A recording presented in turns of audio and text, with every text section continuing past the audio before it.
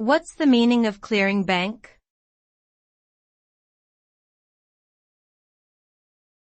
Clearing bank.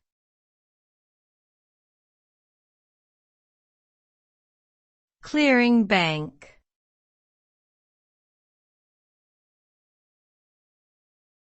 Clearing bank.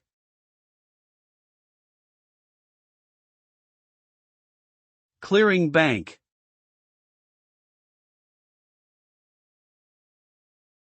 A clearing bank is a financial institution that processes transactions between banks or other financial institutions. When a customer initiates a transaction, such as a wire transfer or check, the funds move from one bank to another through a clearinghouse. The clearing bank acts as an intermediary and verifies that there are sufficient funds in the account to cover the transaction.